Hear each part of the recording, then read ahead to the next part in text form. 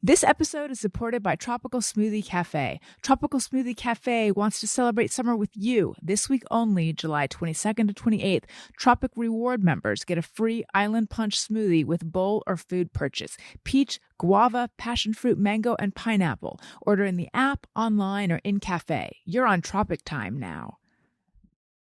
Allison Rosen is your new best friend. Allison, with her good times never end. Allison Rosen, doing the wavy fancy dance again. Allison's your new best friend. Hey everyone, hi, hello, welcome to another exciting episode of Allison Rosen is your new best friend. I am very excited to chat with my guest today. She's an actor. She is an influencer. She makes skincare and comedy videos. She has a voice like a canary or whatever. Think of a bird that has the most beautiful voice. Oh, wow. I mean, a songbird, really. Please put your hands together for Jillian Gottlieb. Hello. I think I sound more like a crow, but No. That's very kind of you. I mean, unless crows secretly have a beautiful voice. Oh, I don't know. They could have a great singing voice, but who knows? Anyway. And I don't want to spend the whole episode talking about obscure bird facts. I just want to spend like 45 minutes talking about it. Totally. Same. But you know how we think of a bald eagle as having like a domineering sort of like USA type of sound? Totally. I don't know if this is true, but I heard it on TikTok, so probably it is. It's true. That actually, bald eagles have like a very weak sounding little like. Do they really? I think of them as it's being so strong. Right. No, it's like a little chirp. And I forget, I want to say it's like a pigeon, but I don't think it's a pigeon. It's some other just generic garden bird that we think of as the bald eagle sound. That poor eagle. I mean, I'll never look at one the same, to be honest. No, you can't. They're like all bark, no bite, no peck. No, I don't know. Some bird pun. Yeah. Something or other. So is this now, for people who are just listening, youtube.com/Allison Rosen. Is this your apartment that you sometimes film in? Is that this what I'm is my saying? apartment. This is where I film in. This is where the magic happens. This is my living room, though. Where I film is in my bathroom. So it's not big. It's just a 1-bedroom. So we are in the, you're getting a tour into a place that nobody ever sees, which is the living quarters.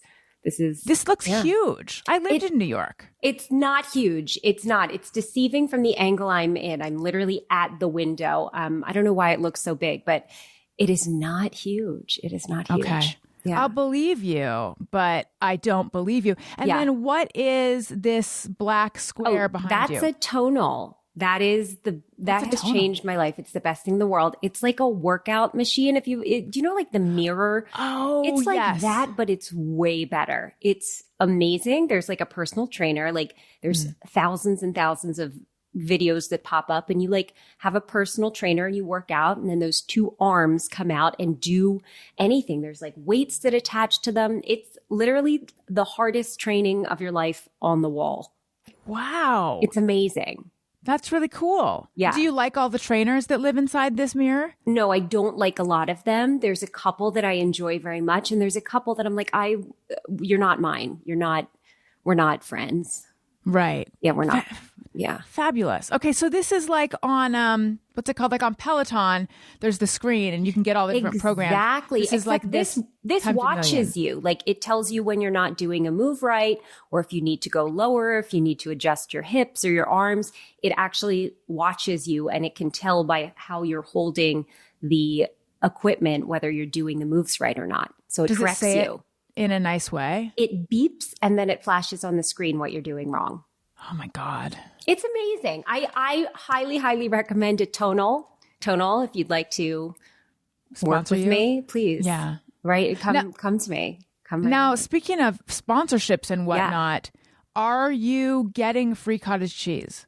I am. I actually just got a huge, huge delivery from Good Culture of about 10 tubs of cottage cheese. I'm not sure what to do with 10 tubs. I did text a bunch of my neighbors to say to come get them because there's only so much that I can do with cottage cheese, right? At a time when they all go bad on like July 15th. Yes. So, but yes, cottage cheese has noticed me.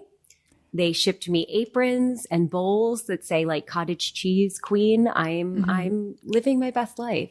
Explain this for people who are wondering what you're talking about. I've always hated cottage cheese. And then a friend of mine told me to try it on toast with avocado and tahini on top. And so I tried it. I recorded myself trying it. It went very viral. And then I started trying different things, different ways to eat cottage cheese and recording myself eating it. And all of those went viral as well. So I became like a little cottage cheese queen cottage cheese influencer. So I've made maybe only like 30 videos so far, but some people follow me for skincare and some truly do follow me for cottage cheese. It's quite fascinating, but I love it. What can I say? Do you eat it every day? Because you always say like, do you say it'll change your life or is that just sort of the vibe? No, it will change your life. Okay. I've said it many times. So I do eat it every day. Sometimes I have it for breakfast. It always has to be with a carb though. I don't like that. I think cottage cheese is foul without a carb involved. So it has to be on bread, on toast, very toasted toast with one of the toppings I like, or you have to dip a chip into it or cook it in something. So for breakfast, I had cottage cheese pancakes. And then I actually, just before I hopped on with you, I had some Quest chips and I dipped them in cottage cheese. Are you aware of the cottage cheese mustard lady? I think she's just called the mustard lady. Yes. And that's not for me because there's no carbs involved. I'm not dipping a vegetable in cottage cheese, like unless it's flavored. Like I will if I put a whole packet of ranch seasoning in the cottage cheese, then I'll dip it in. But she like raw dogs her cottage cheese. Like she raw dogs her sausages, a lot of stuff. No, that's maniacal to me a bit. Right. Yeah. How's everything going? Okay, so I tried to explain to my listeners the whole gooning situation. Oh yeah, I'm a gooner. I'm a professional gooner according to the internet. Do you guys know what gooning is? Zero people knew what it was. Amazing. I didn't know. We tried to look it up. Can explain, please. So I also did not know what gooning was. I posted a video of myself. I have a Kindle stand, which has changed my entire life. It is a stand that I put my Kindle in, and then it kind of goes right over my head, and there is a remote, so I can lay completely tucked in under the covers, live my best life, and drift off to sleep. So I'm reading my book right above my face, and then in my hand, I squeeze the remote to change the pages. So I posted that and I said, this is my Kindle stand. It'll change your life. And the remote is in my hand, which is in my pants, which is, I sleep with my hands in my pants. I don't know if anybody else does that. Oh, like Al Bundy. Yeah, like I put them on either side of me like I'm bobsledding, and then I pull the pants up real high. Oh, wow. So the pants are like up here, and then my arms are like this. It's almost like I cocoon myself. You're also a very tiny person, right? Are you 5'1"? Yes, I'm 5'1". Okay. I'm like 94 pounds. People are always surprised when they see me that I'm like a little Polly Pocket. Because I film from neck up usually. Right. So you don't really see much. But I don't know, it makes me feel comfortable. So I'll pull the pants up here. My arms are by my side bobsledding, and then I have the remote in my hand changing the pages until I fall asleep. So I posted that, and everyone was like, I can't believe this weirdo is posting her goon cave. Gooning should be private. This is disgusting. Like she has balls for posting her goon videos. So there are like thousands and thousands of people. I still get tagged every day, and my video gets shared. Like, wow, brave girl to post this on the internet. So anyway, you want me gooning? You want me to explain what it is? Please. I mean, I think I have a notion of what it is. I Googled it, and apparently it's like just edging forever. It's a sexual thing where you just like goon, you edge forever, basically. So they think that I was like doing something with the remote when really I was just turning the page. I also read sci-fi, like only sci-fi. There is nothing even remotely romantic in these books. Right. No Right. kiss, no love, nothing. I read like knights in shining armor saving their planet. Like Doesn't the word gooning lend itself to like the thing you would goon over is science fiction? I guess like I'm going to look it up. Gooning definition. I think it's a slang word, right? Yeah, it's gooning is edging for a long period of time, resulting in a hypnotic trance-like state. Ooh. Yeah. So wait, tell me more about only reading science fiction. Like, what's some of your favorite? Well, I don't only read science fiction, but I am pretty obsessed with science fiction. So I'm obsessed with Brandon Sanderson. I've read everything of his. I'm going to start the Stormlight Archives again. If we have any nerds listening, I'm a nerd as well. I love science fiction. I'm reading, I don't even remember what I'm reading right now. Hadrian and Royce, if anyone's listening. I don't know what the series is called, but it's great. I love sci-fi. I love just like sci-fi fantasy, that whole world. And if I'm not reading that, I really like old Russian novels. Like what? I read Anna Karenina every year. Every June starts my reread of Anna Karenina. I just finished The Brothers Karamazov again. I like weird old Russian stuff, or I like sci-fi. I'm very particular. I don't like romance. I don't like anything like that. Right. Do you like to watch sci-fi as well? Movies, yes. Series, I don't know, not that much. I really like Game of Thrones. I was really into that. My husband was very into that. I stopped watching that far before the Red Wedding. I can't remember what it was, but I was like, I can't. It was too much for me. Oh, it's a lot. It's a lot. I really like murder, like to watch. Like if I'm going to watch something, someone has to be dead, like or dying or guilty of killing someone. There has to be death. Are you watching isn't there a Game of Thrones spinoff? I didn't watch that. No, I heard it's really good though. I'm forgetting why my mouth wants to say House of Mirth, but that's I know what it is. House of Dragons. Yes, I think that's what it is. That sounds right. I didn't watch that. I got to. We finished Sweet Tooth last night, and I cried. Oh, it was so good. You posted, about that. It was so good. I loved it. Oh, it was great.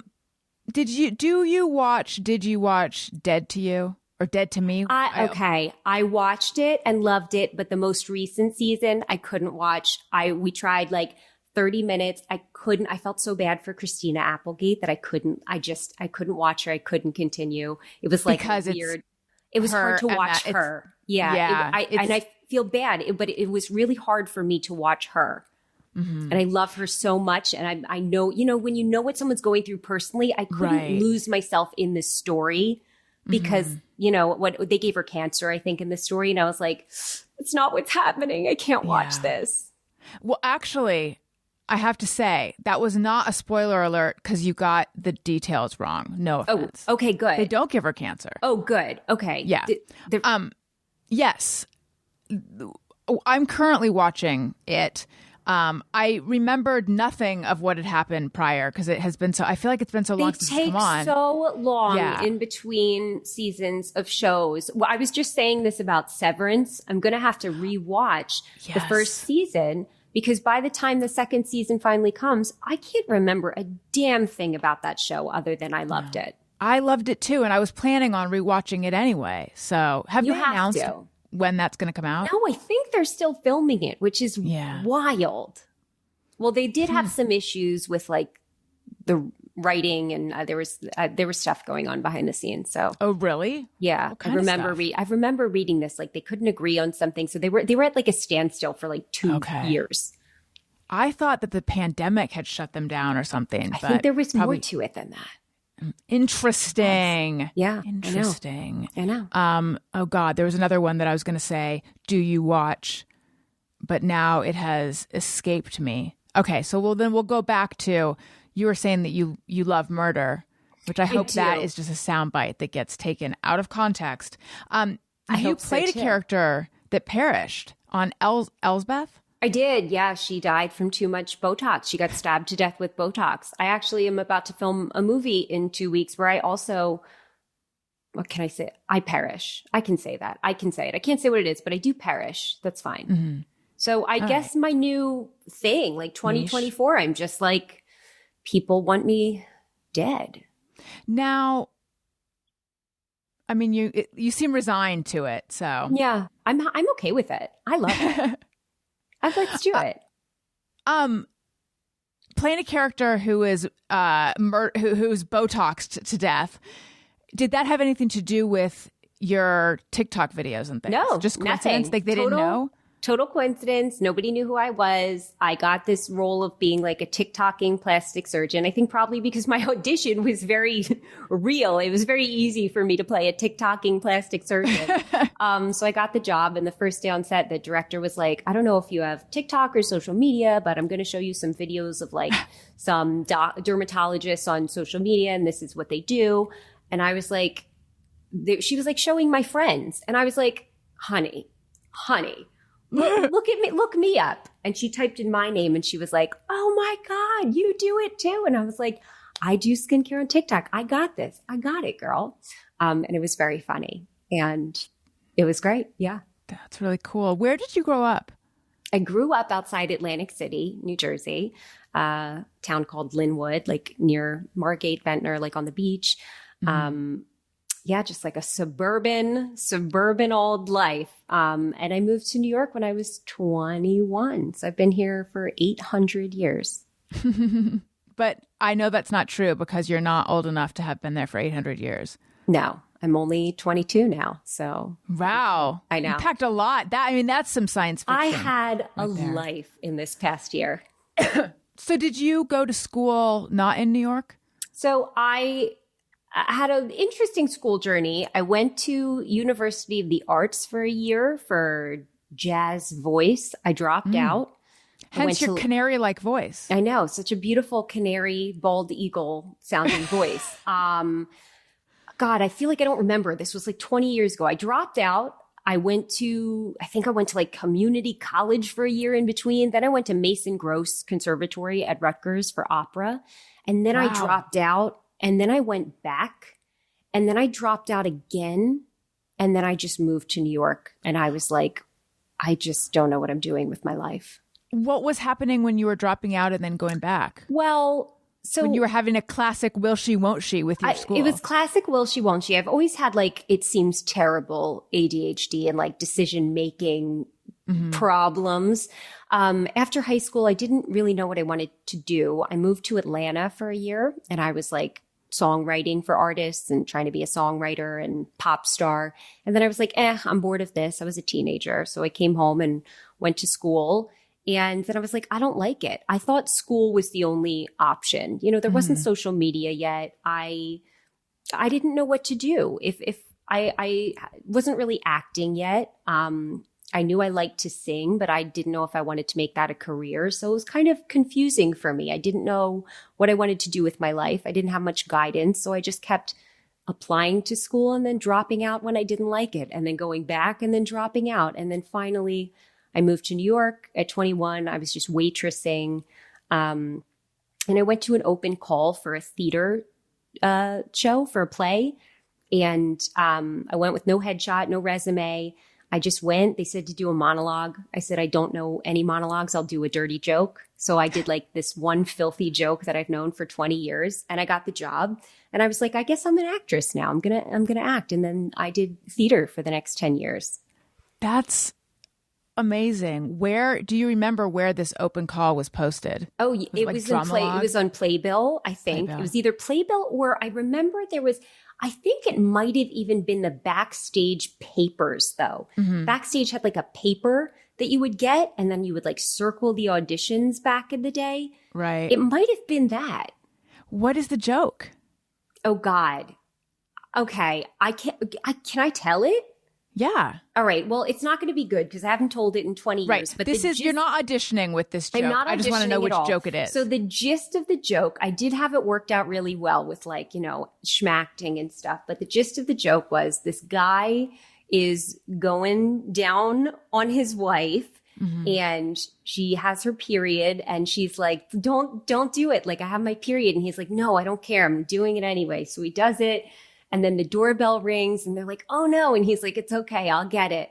And he gets the door and the delivery guy is like, here's your package. And the husband's like, oh my God, so sorry. Like I was just eating a jelly sandwich.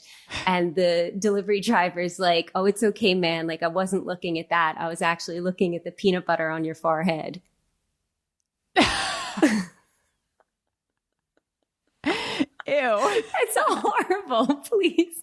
You can cut this out. No, we're keeping that. It is. I had it like so like with like the voice. You know, I was 21. I was so confident, and I was like had my delivery driver voice, and they were like, "Yeah, that's great." And that was that. Was the show off color? The show was off Broadway, and it was weird. It was like a wacky improv-y type show. So I think that's why it probably worked. And yeah, it was something else. And then I got an agent from it and I started going on auditions and I started working a lot. And I was like, I guess I'm an actor now. I'm going to try. Was stage the dream at the beginning? Stage? Well, no, I guess opera was. Well, opera was, I was always really good at opera, but I never loved it. I never loved it. I didn't enjoy it. You have to be really disciplined. I'm not very disciplined. I don't want to do that. Like it's too hard. I'm too tired. So I disciplined in terms of like your breathing and stuff. Disciplined in terms of everything, learning other languages, knowing what you're saying. Yeah. It's very difficult to sing in German and have the right feelings and emotions when you don't know what you're saying. There's there's a lot of research and studies and practice that have to go into opera. And I'm just I think I'm more of like a comedian. I don't want to necessarily do all that. Right. It just wasn't for me. It was never a fit. I enjoyed the way my voice sounded when I was singing more than anything else, if that makes sense. Yeah. So theater was kind of the dream. And I worked often. I can't dance. That held me back a lot.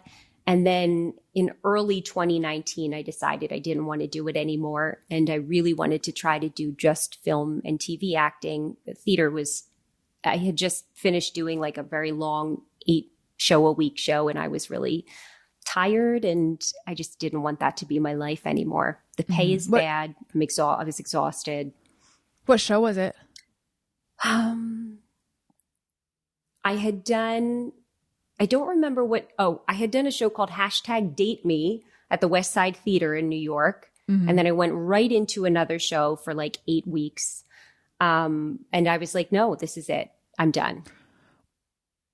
Did you decide like I'm done or I'm taking a break? No, I'm done. Mm-hmm. And did that feel like this is a turning point? It felt like, it felt kind of like a weight was lifted. Like, okay, I've made this decision. I am not going to work, an exorbitant amount of hours a week for something that doesn't pay well, that takes my entire soul. I have to figure out something else that I like to do. I just don't know what it is yet. And then a couple months later, COVID happened. So, the choice was kind of made anyway, but I was very glad that I made it myself. Right. And then I decided I want to try to do film and TV. And this was all before social media too, before I had started anything. And that was like the kind of crossroads I was at that point. So how did all the social media stuff start? Well, so when COVID happened, so March-ish 2020, and I decided I wanted to do film and TV. There were no auditions. I really wasn't doing anything. I started posting just like theater videos on TikTok just for fun, trying to figure out how to do it. Really didn't know much about skincare. When things started coming back again, I started getting interested in Botox, fillers, lasers, things like that. And I asked my dermatologist at the time to make some videos with me. So she started making videos with me. I started posting them and they started doing really well pretty quickly. And there was like a need, it seemed, in the market, if you want to call it that, for people to talk openly and honestly about treatments that they were getting done. It seemed that nobody was like talking openly about kind of almost, I don't want it to be taboo, but there's still a little taboo, beauty treatments. So I would make videos on this, and people really seemed to like it, and then it started to take off. What got you interested in that world? And like, had you dabbled in it before you started doing videos, or did your interest, was it like commensurate with? Well, when I was 28, so almost 10 years ago, 28, no, maybe I was closer to 29-ish. I had really bad under eye hollows, really bad. Mm-hmm. And I found my dermatologist at that time, Dr. Claire, and I went to her for the very first time. She fixed my under eyes with filler in 4 minutes flat, 4 minutes. I was so blown away by the before and after. And I didn't have social media yet, but I was like, God, I cried about my under eyes for years. Why didn't anybody, how come I've never heard of this? How come nobody talks about this? So I think that kind of planted a seed of, if nobody's going to talk about it, I have to be the person, because I don't think these things should be hidden, because I don't think you should be ashamed of them. There's nothing, people get tattoos every day. We don't say like, ew, why? They want a tattoo on their body. I want my deep, hollow purple under eyes fixed. What's wrong with that? So that started planting the seed. And then I started getting really interested in skincare. So I asked my dermatologist to kind of like train me as if I was a derm too. And, I've now made hundreds of hours worth of footage with her, Q&As and questions. And I've been with her in the room while she's, doing, diagnosing patients and everything. So she trained me kind of like her assistant or another derm. So now years later, I can talk knowledgeably about everything. And it's just become such a passion. I never thought it would be, but I love it. I like to be like the voice that people turn to for like honesty, like brutal honesty and truth. And just feel like the internet is so fucked right now that we need we need a little bit of like misinformation busting and truth. And yes, like right that's now, where I come in. You've turned your attention to these people who are anti-sunscreen. Yeah, I think this is part of like my inability to focus. I get hyper focused on things, hyper fixated on things very easily. It was cottage cheese.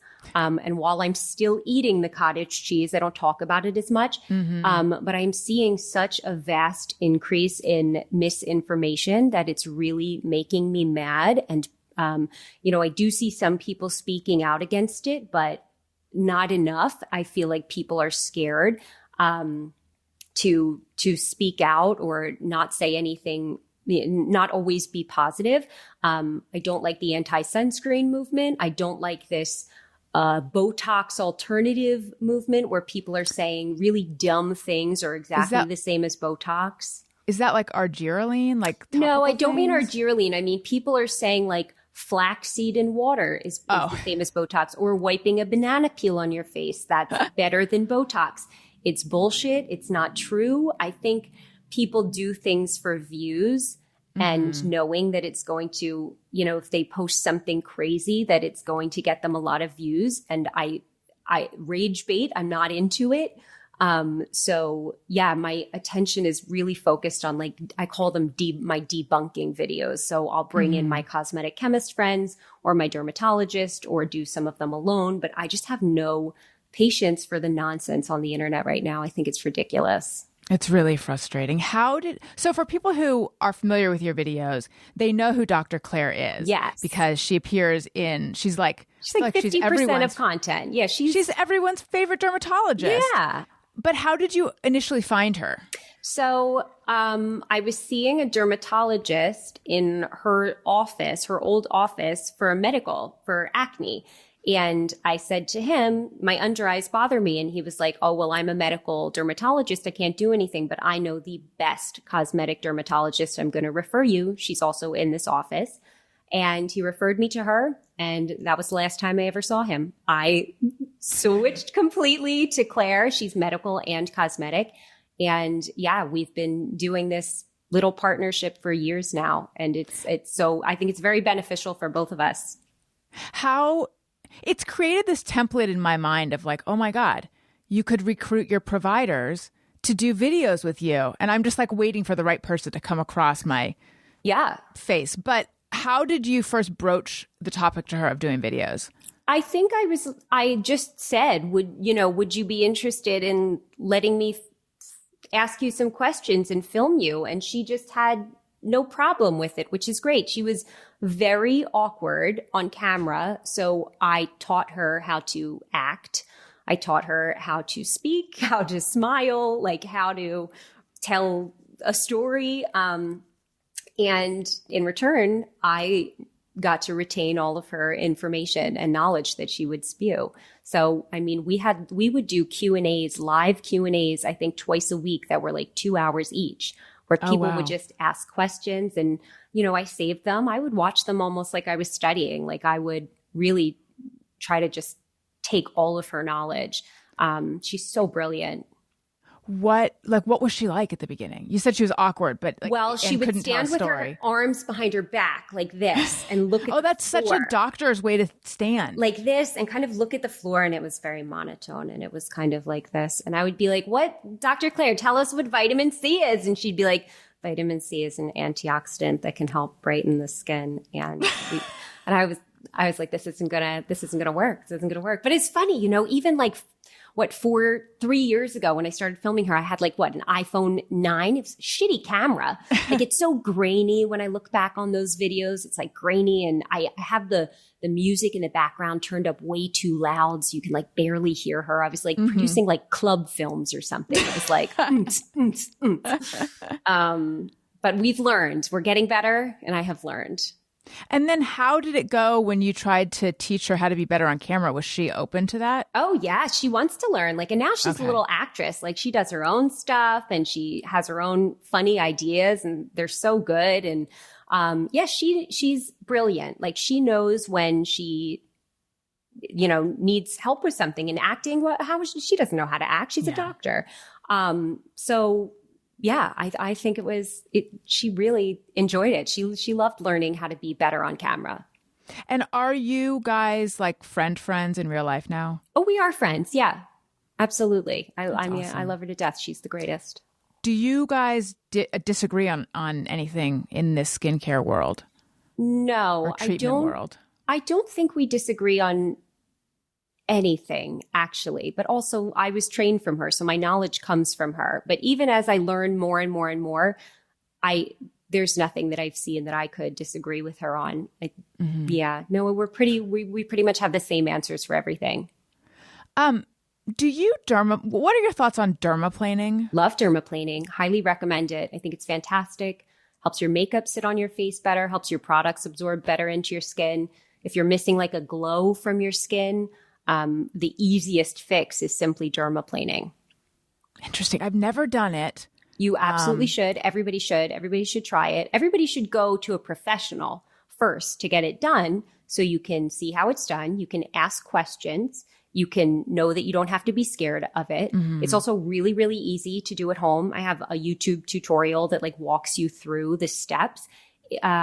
There's a lot of misinformation about dermaplaning, which is really weird to me. People think that the hair grows back thicker and darker when you shave, which you have to think of shaving your face the same as any other part of your body, right? Right. The hair doesn't grow back thicker or darker when you shave your legs. It grows back the same. It just feels stubbly because we're shaving for the first time, right? You don't feel this on your face, but you will feel peach fuzz. I highly, highly recommend dermaplaning. Also, if you have a big event coming up or you're getting married, people always ask me what's a completely free thing they can do before their wedding if they can't afford treatments. I always say dermaplane. Watch my video, do it at home. You will have the most glowy skin for your wedding. How often do you do it? I do it maybe once a month, or it's really totally up to you. There's no you can start doing it again every time you get the peach fuzz to come in. It's just shaving. It's literally just, how often do you shave your armpits? Whenever you need to. Right. Maybe I'll try it because just lately I've been wow, the sun is really glinting off of my peach fuzz. I think you should. 100%. You will notice such a difference in your skin. Really. All right. Sold. Do it. I'm going to do it. can we talk about the email that you sent to your neighbor that you posted Oh, yeah. many years ago? And the thing is, that's not even my cringiest email. I have hundreds of cringy emails. I remember them all really well. Confidence has never been, let me say, I've always had misplaced confidence. Like I've always, I relate to this. yeah, like I've always been quite a cringy person. But I think my cringiness now is pretty relatable. But that email was horrible. So I sent an email to this girl's neighbor that I knew worked for a casting agency, and I said that they should hire me. And there's a lot of ha-has in the email. You can throw it up, go for it. It's horrible. And yeah, I'm not even that young when I sent the email. I was like 26. Yes. So you were teaching, you were giving voice lessons to someone who was the neighbor of a casting director, Yeah, right? which also I have I can talk about skincare now. I am qualified and know what I'm talking about. I don't know how to teach voice. I literally, to make extra money, I put up a Craigslist ad that I was like, I'm a voice teacher. Like, book me, $20 an hour. And weirdly, like 2 people booked me from Craigslist. And then I just literally did the voice exercises that my voice teacher gave to me. It was so shady, so horrible. But she was like, oh, that my neighbor next door, he actually casts for Wicked, like Broadway things. And I was like, I'm going to write to him. And I did. I wrote to him. And then the sign off was talk very soon with the very in all capitals. Yeah. Did you ever hear from him? No, I did not. No. Yeah. I related the misplaced confidence. I relate to the whole thing. I relate to. I think there's this idea when you're starting out that like, if I just come in with a ton of chutzpah, that'll really charm them, which I think sometimes it does. Yeah, I think so too. But I think, sometimes it doesn't. I remember I used to get postcards. Like I would buy like hundreds of postcards and I would write like individual notes to casting directors and mail them postcards, just like, I'm perfect for this that I see you're casting, and this is why. It's too much. It's too much. But we've also all heard, didn't Sigourney Weaver camp out on someone's lawn or something? Do you know this story? Yeah. I think maybe if this was like 1962 and I was doing it and I showed up at like Paramount Pictures and was like, give me a job, Jack. Like that would be different. But like, we're living in the internet age, and I know we're too old. It's like it was like 2021 when I was doing this. Yeah. It's too much. So, and I shared with you that I have similar stories. When I was starting out as a magazine writer, I would make, I had written for some magazines that were like glossy national magazines, so the clips looked really good. I would go to Kinko's, my least favorite place in the world, make clips, staple them, color copies, put them together. And then I would hand write a note because I decided that would make it stand out more than these typed cover letters, which is maybe true. But I know that I signed a few, like, here's my clips. Read them, love them, hire me. Which for me is very cringeworthy. Yeah, that's like talk very soon. Yes. Yeah, it's the same thing. It's a little bit, it's an air of desperation. Yeah, but trying to conceal it in a way that is not, you're not fooling anyone. Totally. I remember I was doing, I was a stringer for Random Notes, which was a section of Rolling Stone where it was like stuff going on around town. And so they had people, all over the country who would go to these events, interview people, send it in to the editor. So it was very fun. I loved it. And I went to New York and I was meeting with my editor. I was probably 22 at the time. I just graduated college, 22. And he said to me that I'm different than how a lot of their reporters are. And I said, I come across different than how a lot of them do. And I said, how do you mean? And he said, you seem eager. And I wanted to die. It was, my body still tenses up. However, now that I'm 1,000 years old, I don't think it was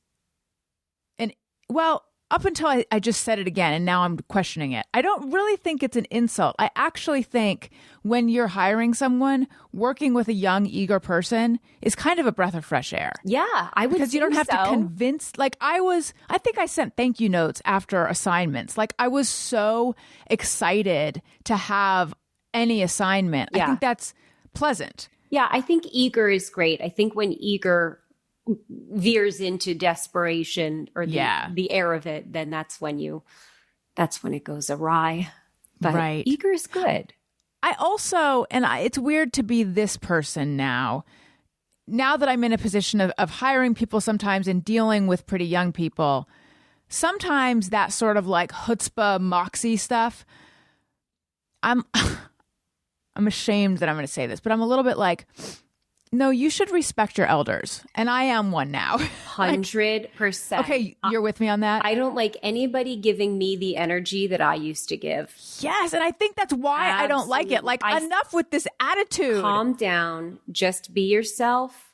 Just do the job. Just be good at the job. I don't like any of this like puppy dog energy. I can't handle it. It's too much. The need to be liked. That was me. The neediness. I was that person. When I see myself in a younger person, I want to be like, you don't have to do this. You can just be who you are. Yes. It takes a long time to learn how to be who you are. Really long time. I didn't start booking any TV or film work until I somehow learned that. It was like my desperation was coming across in auditions. And then when I started social media, actually, because I had something else to divert my energy to give all my time to, and auditions started to matter less to me, that's when I started to actually get a lot of jobs, because I didn't have all of my hopes and dreams over here in this basket with all my neediness. I had a job. I had to focus. So I had to just quickly do an audition, not care about it, and then go back to my real job. And because I didn't care about it, I did my most like organic, natural work. Mm-hmm. Do you consider the social media stuff your quote unquote real job? I consider them both my real job.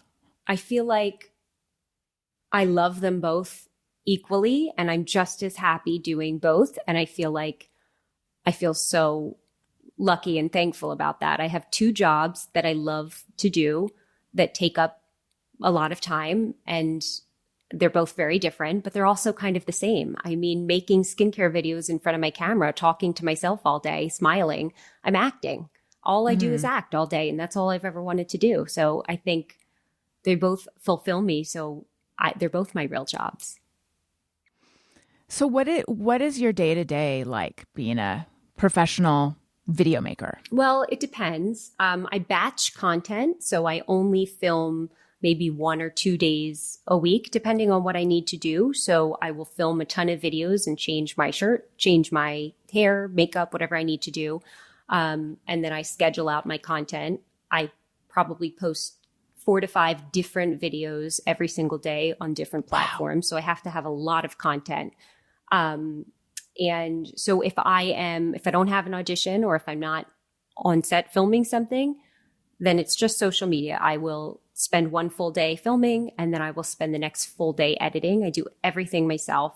And it takes a lot of time. I try to take like 1 day off a week, and just read my sci-fi book, and that's it, and chill. Just hardcore goon. Yeah. I just want to goon all day long. I never fully take a day off, because I'm always posting like Insta stories and things like that. And I have to still post my videos on schedule. But just one like nice long gooning day is what I really want with my life. And then if I have an audition, I do that. I send it in. Or if I'm on set, I work, social media around that job. Do you film yourself? Yeah, I do every single thing myself. Yep. Everything. How did come up with the ideas? I film it. I edit it. I add the funny music. I add the captions. I type up the 30 hashtags. I'm a one-stop shop in my bathroom.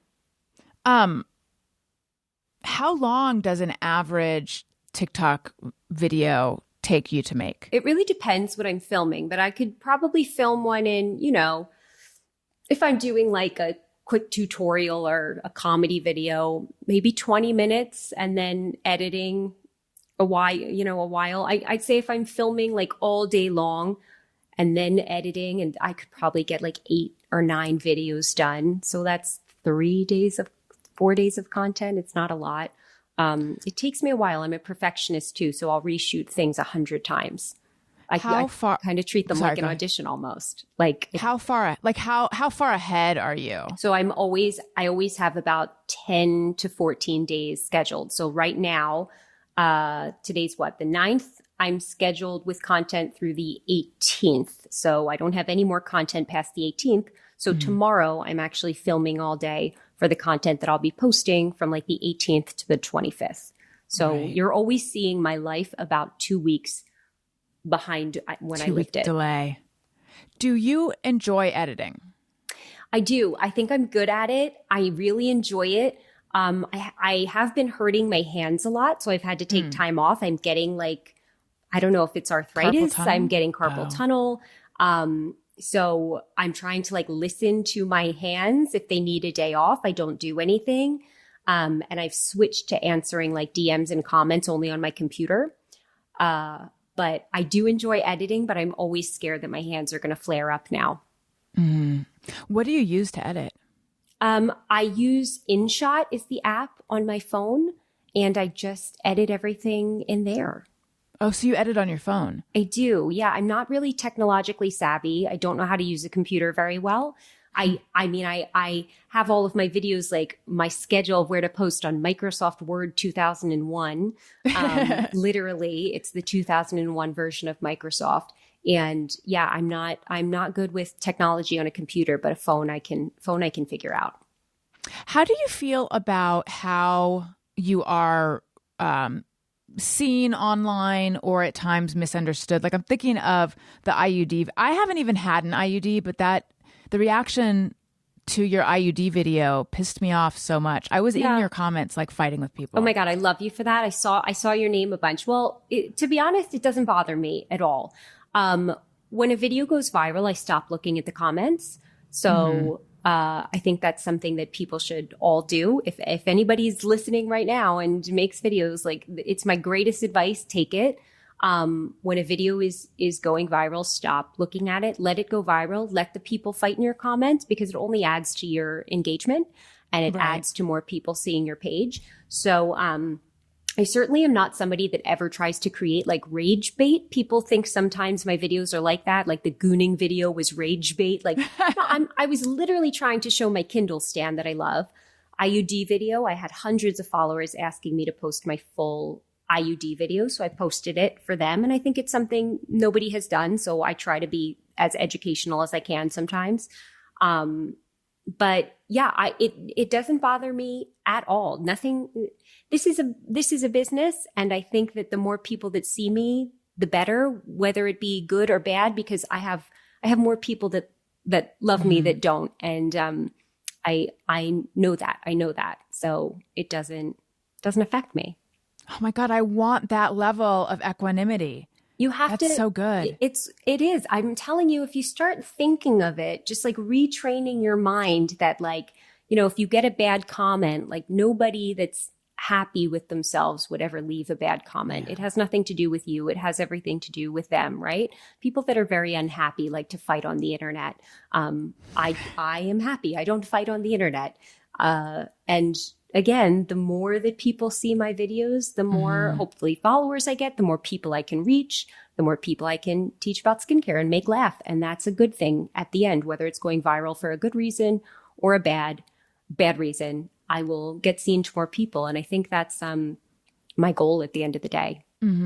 Yeah, I have tried in terms of retraining your brain. Like I've tried at times to think about like I am creating a product. Yes, it feels like my naked soul, but still it is content that I'm putting out. And in the same way that you and I just discussed Game of Thrones before, like people like to discuss the stuff they're consuming. Yeah. So it's a privilege to be the content that someone is discussing, even if what they're saying is not always positive. Yeah. I try to see it that way, but that takes discipline. It takes discipline, and it's really hard to train your brain. I mean, I I used to cry sometimes over comments that I would get. And it was really hard for me to reframe my mind. But once I did, and it kind of clicked, and I have never been bothered once since I changed my mindset. It doesn't bother you, people who have these preconceived notions of people who get like Botox and filler and stuff? Or do you feel like you already answered that? No, I feel like it just doesn't bother me. Like, I think people can talk all they want. You know, the people that are like-minded will find my page. And the more that it's shared, whether it's shared for the wrong reasons or the right reasons, it's going to continue to be put into the right people's hands. And my goal has always been to educate and to help get rid of the stigma of injectables and the stigmas of beauty treatment. So I try to calmly and kindly answer any DMs that I get that are mean, or any comments that I get that are maybe not the nicest, of why do you think you need this? Why do you go to the hair salon and get your hair done? Why do you put on makeup? It makes you feel nice, right? So I'm trying to help reframe people's minds with humor, I think, that's my goal. Let's take a quick break, and then we're going to come back and answer some questions that listeners sent in on Patreon. Allison Rosen is your new best friend, is supported by Tropical Smoothie Cafe. They believe you deserve a little vacay every day, not just once a year. And they want to celebrate summer with you. This week only, July 22nd to 28th, Tropic Rewards members get a free Island Punch smoothie with bowl or food purchase. Summer mocktail smoothies are back. They're more refreshing than ever, but they're only here for a limited time. Fan fave summer mocktail smoothies just hit the pool deck. I like the Island Punch smoothie. It's peach, guava, passion fruit, mango, and pineapple, but they're all so good. There's also mango berry Cosmo smoothie, watermelon mojito smoothie, and their food is so good. The acai bowl, the wraps, the flatbreads. Join Tropical Smoothie Cafe for a pineapple, mango, and watermelon soiree all summer long. Remember, Tropical Smoothie Cafe wants to celebrate summer with you. This week only, July 22nd to 28th, Tropic Reward members get a free Island Punch smoothie with bowl or food purchase. Peach, guava, passion fruit, mango, and pineapple. Order in the app, online, or in cafe. You're on Tropic time now. Okay, so I am amazing. On Patreon. Sorry, what did you say? I said amazing. Amazing. We're back. Patreon.com/Allison Rosen. You can get episodes of The Friend Zone. That is my bonus Patreon podcast. There's a level where you can text me. I'll text you back. And you can submit questions for the guests. You get so much access to me. You'll beg me to leave you alone. Patreon.com/Allison Rosen. And if you're going to subscribe, I recommend an annual subscription and you get 2 months free. Okay. So we have some questions.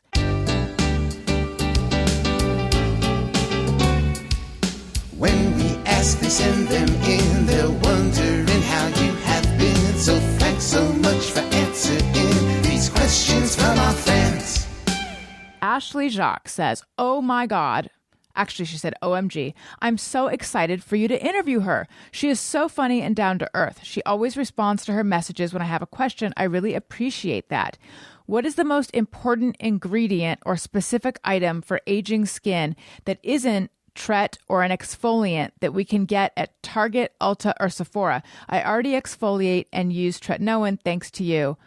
Also, I would like box number 1. Stop. I love that so much. I do giveaways all the time, and they're talking about my most recent giveaway. I love it. Nothing makes me happier than giving back to people that follow me. I love it. But tretinoin and using a chemical exfoliant, I know that's what she's talking about. So vitamin C, an antioxidant in the morning, that's going to be third most important to me that you use. So if you're using your antioxidant in the morning, doesn't have to be vitamin C. It can be another form of an antioxidant. But if you're using that in the morning and your tretinoin at night, your chemical exfoliant a couple nights a week for that nice glowy skin, you're doing perfect. Just add a cleanser, moisturizer. You don't need any of the other BS on the market. That's it. Keep it simple. That's the secret to glowy skin. What do you think of, and all the skincare stuff that I've absorbed has been via TikTok. And every now and then I need to check myself because I'm like, I am being so influenced by social media. Yeah. But a lot of people apparently cannot live without the Caudalie serum. Do you know about I think this? it's the resveratrol serum you're talking about. Resveratrol is awesome. I think it's great. I think the Caudalie is a little pricey. I think it's like $79, but Caudalie is a great brand. I trust their products. I love them. Are you talking about the Caudalie product, or are you talking about the Clarins double serum that everybody talks about? No, it's a Caudalie. It's Then like you're talking the about Radiance their serum. resveratrol probably. Yeah, that's not in the name, but I think that is it's like some grape something. Or other So is that's in that's their like primary. That's their antioxidant. That's right? theirs. Yeah, and absolutely great. I love Caudalie. They have awesome products. I think for sensitive skin too. I really love their more than the serums. I love their creams. They have a fantastic. If anybody wants to look it up, it's like a resveratrol cream. It is so good. For people that can't use retinoid or don't use it or want something else that's a little more gentle but still has great benefits, that is an awesome cream to use. Yeah, a big fan of Caudalie. Now, this is really a question for a chemist, so I'm going to ask you. Yeah. Because I use vitamin C regularly, and then after everyone talked up this Caudalie serum that's supposed to like fade any pigmentation you have or anything like that, I went on eBay and bought a sample because I'm like, I'm not spending $79. Yeah, totally. It was sealed though.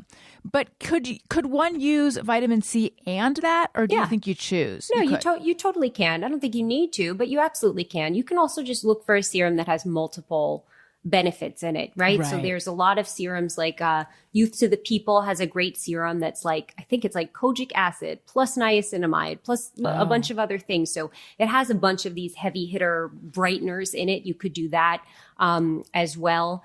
It really depends on what you're looking for, but I think the thing that people don't understand is people will have like a bunch of dark spots on their face and then be looking for a vitamin C serum to get rid of them.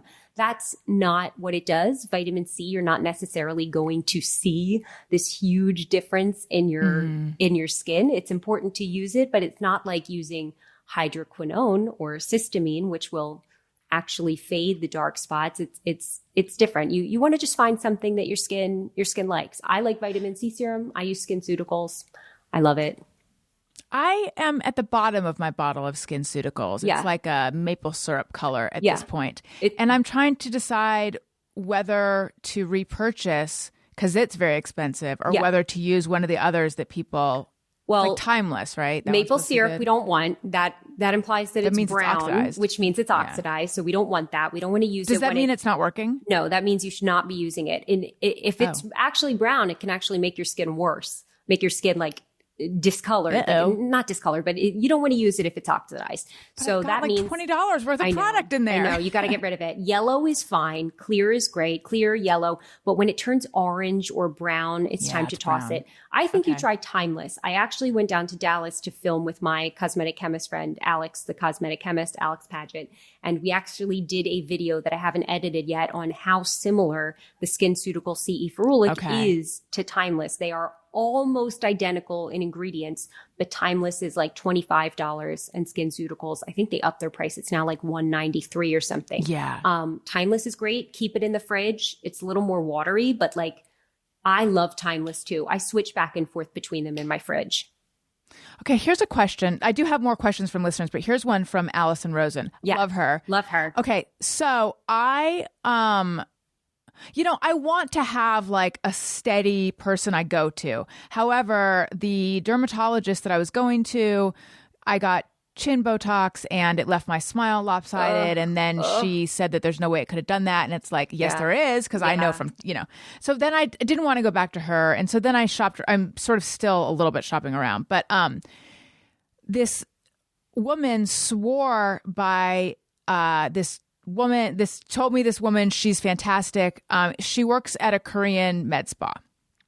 So I went there and I just got Botox in my neck that time. Okay. But the whole time I had this feeling of like, this feels vaguely sketchy, even though I don't think it is at all. But just like, I don't know anything about this facility. I don't know her last name. If something went awry, I don't know what recourse I would have.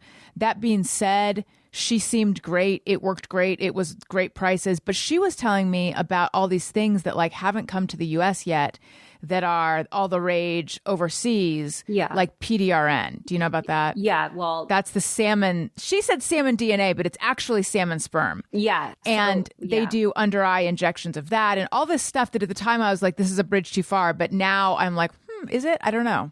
We don't have anything fun here. We don't have Profilo. We don't have the salmon sperm. We don't have a lot of things that are approved, even in like London and Korea and K-Beauty, J-Beauty. They are so advanced. Even their products are better than ours. Even their sunscreen's all better than ours. Yes. We are so behind when it comes to skincare and beauty treatments. I do want to say though, you really need to make sure you know where you're going, who you're going to. Make sure you read reviews. Make sure you know that if something happens to you, they can handle a complication. Really important for anybody listening that you want to really do your research before going to somebody to inject anything into you, because God forbid, especially if it's a filler, something goes wrong and they don't know how to handle a complication or don't have the tools to handle that complication, you could really be in trouble. This isn't just like, oh, I'm going to go get, a facial. I'm going to go get a massage. I'm getting a manicure. No, this is serious stuff. And you have to know the anatomy. You have to know I'm so glad everything went right. But next time you go back to her, before you go back to her, you're going to research that. You're going to research the facility. You're going to research. I can't find it on Yelp. Oh no. I know. Do you know anybody that goes there? Can you, Yes. So it was recommended by someone that I know. And that's this woman in particular was recommended by someone I know who said that all the moms at her daughter's preschool go to this woman. Oh, okay. So still though, it's not as like concrete as I would like. It's hard. It's really hard to find somebody that you trust, that you connect with, that you feel safe with. And I feel like that's the biggest comment, or that's the most frequent message that I get from people, is that I went to somebody, Jillian, and I didn't feel safe and I didn't know what to do. And you want to try to feel as safe as you can before you even get there. Like, know that you did every single thing that you could have done to prepare yourself. And this person is trusted. That they've worked on people, and it's difficult. It's hard finding a provider. Would you do, is PDRN something that you're curious about? I'm not curious at all. Actually, the more that I continue to do this career, the less I'm interested in injectables. I actually haven't gotten Botox in over a year. And I love it all, but I see just so many horror stories. I feel like it's almost affected me a bit. Like I have horrible anxiety, and the more I learn, the more anxious I get, even in the best hands, which are my doctor, Dr. Claire. Even in her hands, sometimes I'll be an anxious mess. Anxious that it's going to harm you or just not come out right? Anxious, I got botched once with Botox. The one time I went to somebody else other than Claire, and it was a horrific experience. I had a crooked smile for almost 8 months. It was really bad. Claire thinks that they used a ton of Botox, which is why it took so long to wear off. But yeah, I just think, there are so many people out there it doesn't take a lot to be an injector. You can go to like a quick day course and you can be certified to do fillers. I've seen it happen a million times. There's a lot of like dentists and other providers that are just going to a quick day course to learn how to do fillers, and then they do fillers on people. And That's scary. It's scary. It's scary to know who to trust. Yeah. Okay. Lee Brunn says, I wonder if she is related to Michael Gottlieb, the writer, producer, director. It sounds like you're not. For the Andrew McCarthy, Kim Cattrall hit movie Mannequin. Oh my God. Love that movie. The newly released Harley Davidson 883 Sportster. Yeah. I mean, that is a classic. Classic movie. I don't know who that is, though. Sorry. Did you watch the Andrew McCarthy documentary? I did not. Do I need to? Well, I mean, if you want to join the discourse about it, Have you seen all of the what people are saying about it? No, not yet. No. Okay, you have different you have a different algorithm than I do. I don't scroll the internet. I don't scroll TikTok. I only go on to post. So I don't really know what people talk about. You're so smart. That's so good. I spend too much time like ingesting. So I liked it. I was excited to watch it, and I enjoyed watching it. That being said, the premise is basically that this article that deemed these young Hollywood actors the Brat Pack, he is very kind of bitter about it and feels that it really like pigeonholed them in a negative way. So he travels the country to go sit down with various members of the Brat Pack to find out what they think about it. And like Demi Moore and Rob Lowe have a very accepting view of it, but it's like, yes, you guys were the most successful ones. It didn't, I don't know. For me, it's a little bit hard to buy the premise that this really messed things up for them. Yeah, I don't buy it, but I do have to watch it. That's interesting. Yeah. And I love documentaries. But a lot of people feel like, God, get over it, man. But my thing, I'll be curious to know what you think after watching it. People seem to be taking it at face value that, he's really bitter about this. He needs to just get over it. I am more of the mind that, or did he come up with this idea for a documentary, start filming it, realize there was less there than he thought there was, but he was like committed to the idea? That could be it. I feel like a lot of documentaries I've seen, I'm like, all right, they had to add more to make this interesting for us. Yeah. Okay. Tiffany Fuller says, I need tips for the povos, parentheses, poor. How do I not look old without money? Oh, well, that's super easy. You don't have to spend money to have good skin. Almost every single thing I use is from the drugstore. If you're on my Instagram or my TikTok, my pinned video is my skincare routine. I call it my 5 and 5 routine. I have done it forever. I swear that drugstore skincare is better than expensive skincare. I believe that. Not just as good, but better. No, I think it's better. I really do. I really think it's elite. I mean, listen, I'm not going to say better, but I am going to say it's equal. What would I put on top of retinoid? The 3 products that I love are Vanicream in the tub, La Roche-Posay Cicaplast, or Prequel has something called their Skin Utility Balm that's $20. All 3 of these products are under $20, and they are better than any fancy moisturizer you could put on top of your retinoid at night. 100%. I will stand by that to the grave. Vanicream cleanser, it's like $6. Get that. Vanicream in the tub moisturizer. Vanicream lotion under your sunscreen. Cetaphil daily facial moisturizer with SPF 50 as your sunscreen. It's like $18. It is the greatest sunscreen. Vitamin C, timeless. It's $20. There are so many fantastic options. I think people equate having good skin with being wealthy or having money, and they are not even remotely in the same world. You can have amazing skin on a CVS budget. I get so many fancy products sent to me. You know what I use every day? My drugstore skincare. I buy Thayer's toner every time I'm out of it. They don't send it to me. I buy Thayer's toner once a month. I rebuy my Vanicream cleanser, my Vanicream moisturizer. Look at my video, copy what I do. That is all you need to do. Do you, where do you come down on like an under eye cream? Wait, you have one you like? Well, they're not necessary, but if you'd like to use one, I love Cetaphil. Cetaphil hydrating eye gel cream with hyaluronic acid. And ceramides. Eye creams don't do much. You can absolutely just take I take my vitamin C up under my eyes always. I take my moisturizer a little bit under my eyes, SPF. You don't need to add something else under your eyes unless you want to.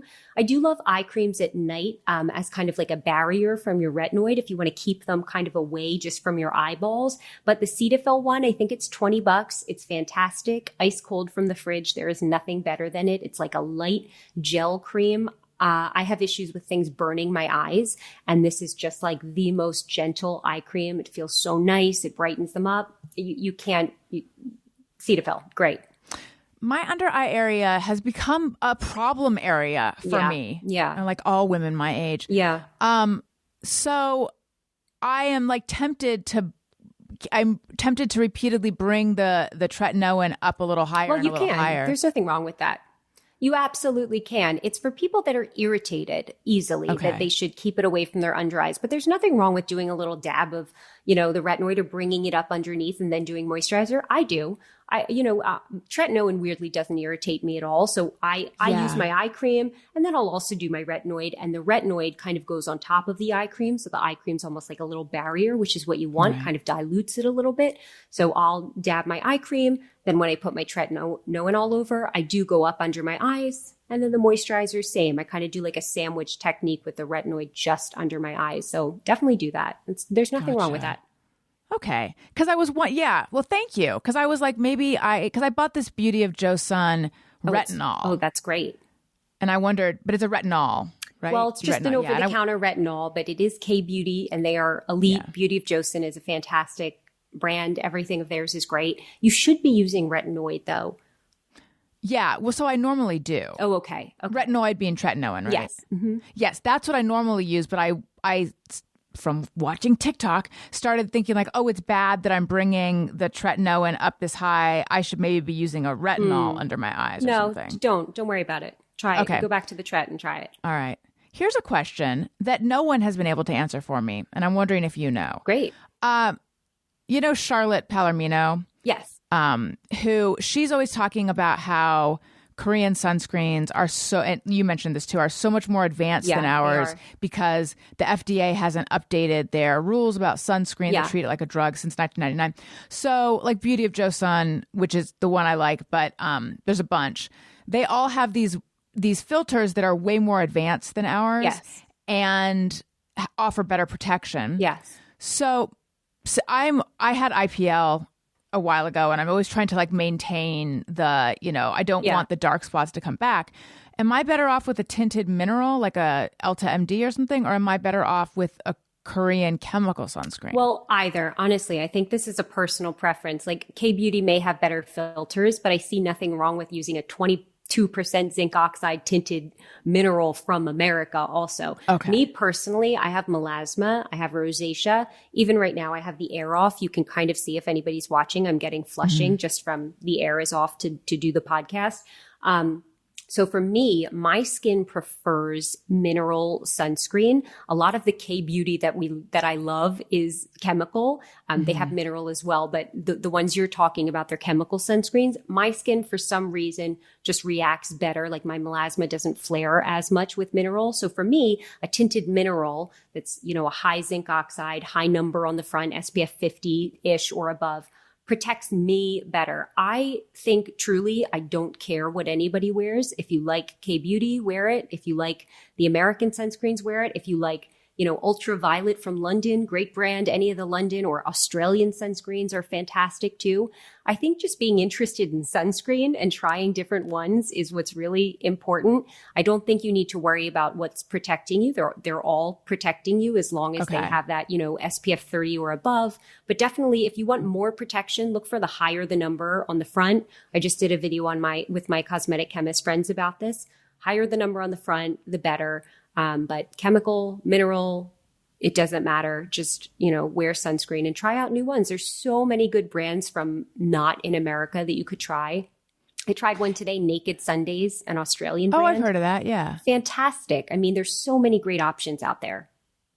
Wonderful. Okay, let's do just me or everyone. Okay.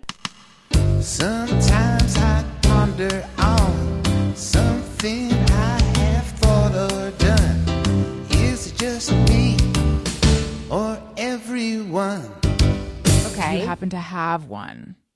Yeah, so this is really easy for me. There's something that I do that I actually posted a TikTok on it, and everybody was like, it's just you.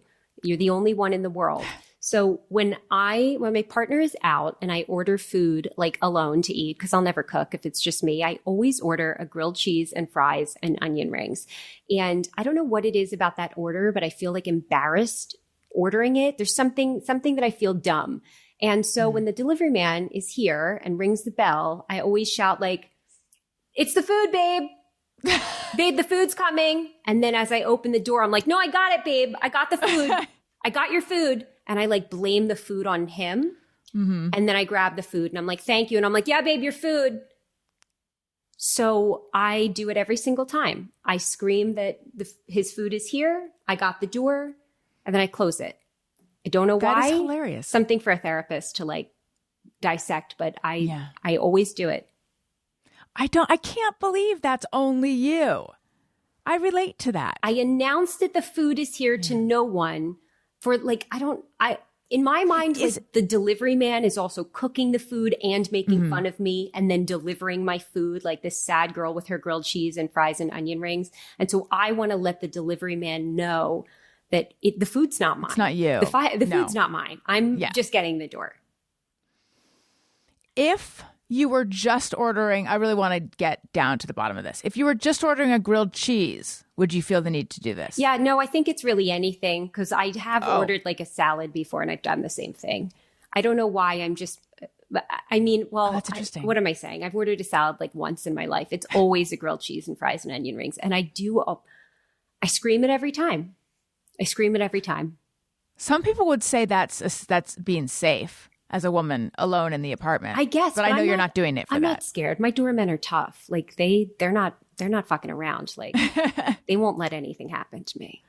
That's hilarious. You can't be the only one. Listeners, don't let her twist in the wind on this one. I might be blowing in the breeze all alone. Right. Okay. And, just last night we bought some onion rings from like Aldi or something, just a bag of frozen onion rings and things like that, like fries or things that you cook in an air fryer. Usually I feel like at home are not that good. Yeah. These onion rings really made me fall in love with onion rings all over again. I love good onion rings. Yeah. Love them. Okay. And let's do Podcast Pals product picks. Podcast Pals product picks. Do you have, you've given us a ton of products already, but do you have something for Podcast Pals product picks? Yeah, my goon stand. You could get it on Amazon. That's where I got mine. If you I'm telling you, it will change your life if you put your phone down before bed and read instead. The great thing about the Kindle is the lights are off in the room. You turn the Kindle on dark mode. If anybody has a Kindle, I highly recommend you get my Kindle stand. It's amazing. Get the added remote. It's like $20 extra. You want the remote. The stand just goes right over your head at night and you just drift off to sleep reading your book. It's the most peaceful sleep of my life. I can't recommend it enough. Would it fit an iPad? Yes, I think it would fit an iPad. It's too big for a phone, but I'm sure there's different ones. Like I just have the one that I have, but I'm sure there's other versions. It's a full like floor stand. Right. I love the idea of the remote because when you're all toasty warm, you don't want to have to do that. The remote is a game changer. And I fall asleep, like just drift off to sleep reading my book. I feel like I didn't always get the best sleep when I'm just like, the only time I allow myself like scrolling time is right before bed. And it's not good. I look forward to reading my book before bed now. It's so lovely.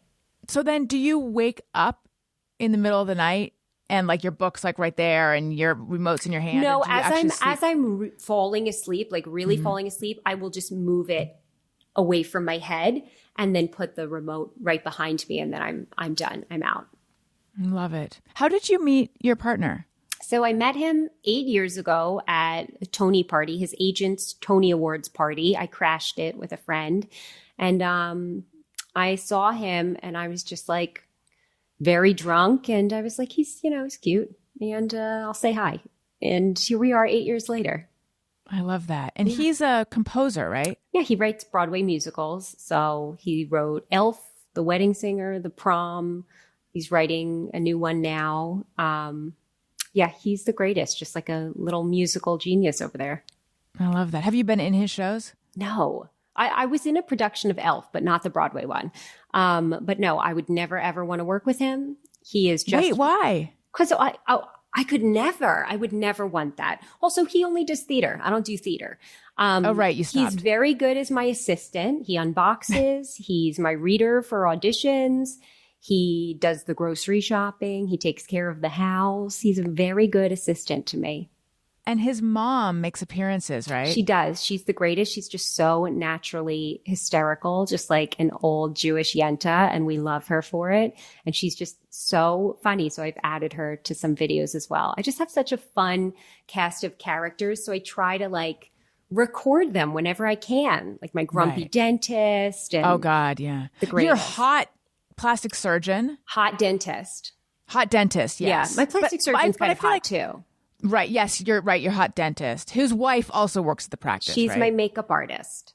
Okay. So any videos of her, she's great. Yeah. I feel like all your providers, though, are hot in some way. Yeah, they're all very attractive. They're all attractive. Yeah. And we haven't even talked about the nose job situation. Not that it's a situation. Yeah, but that was horrible. Yeah. I mean, it all turned out well.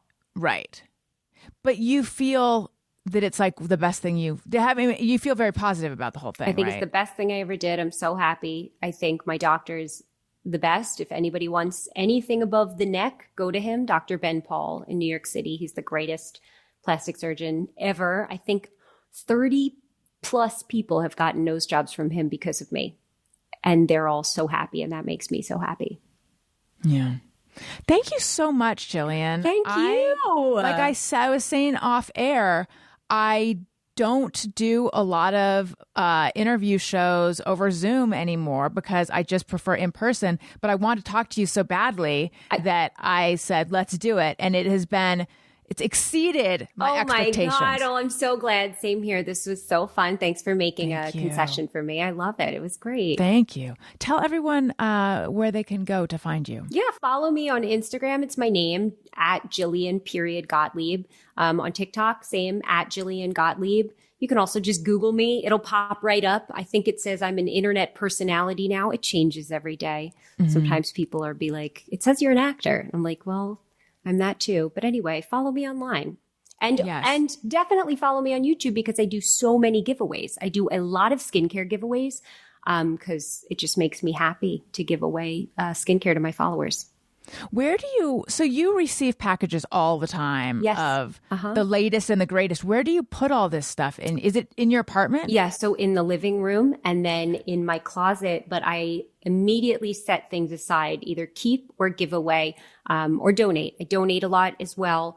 And for a long time on TikTok, I was doing this thing where I would gift skincare to women who can't afford it. I think I gave away over 80 boxes and I spent way too much money, but it made me happy.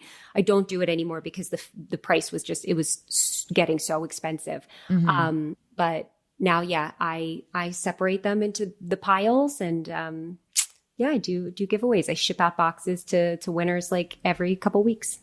Love that. So everyone follow Jillian so you can get these skincare boxes. Yes, they're good. And follow me at Allison Rosen everywhere except for TikTok where I'm the Allison Rosen. Subscribe on YouTube, youtube.com/Allison Rosen. I already mentioned Patreon. If you're like, I want to read what she has to write. That was the most terrible No, I liked segue it was of good. my life. Keep going. I have a Substack. I've been of late writing about how I ended up on the Adam Carolla show, but also writing about other stuff, but kind of going back periodically to telling that story, which I've never really told in full. And so anyway, all of that is AllisonRosen.substack.com, or you can go to Allison'sLinks.com, which just pulls up all my links for everything. There's merch, there's stuff to subscribe to, etc. Okay. Jillian, thank you so much. Listeners, thank you for listening. I love you. You matter. Goodbye. Hey, do you know about the Allison Rosen Show? We had a good time, but now we gotta go. Yeah, Allison Rosen is your new best friend.